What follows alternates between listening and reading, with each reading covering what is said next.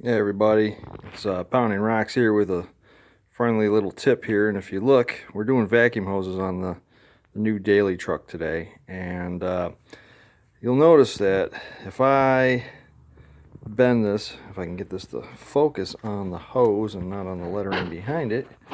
Let's see, focus on my hand here. You'll see that when I bend this, if I bend it, it shows little teeny cracks. Like, see that feathering right there on the hose? Okay, so picture that going all the way through your hose, like all the way from end to end, ever so minutely, and add that up across all the hoses that you have on your truck. That's gonna equal one big bad vacuum leak.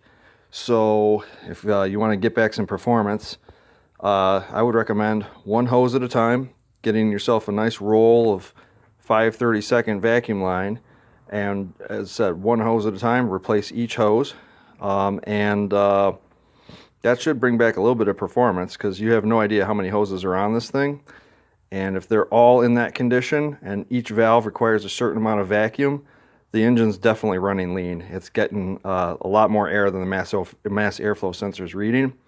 So that's what I'm doing on this truck today. I've been having a stumble. I'm thinking that it's running lean. So I had the roll here. Can't hurt to replace all of it. And so, yeah, friendly tech tip from Pounding Rocks. And this is going to be good on any Nissan truck that's running vacuum hoses. All right, thank you. Check it out.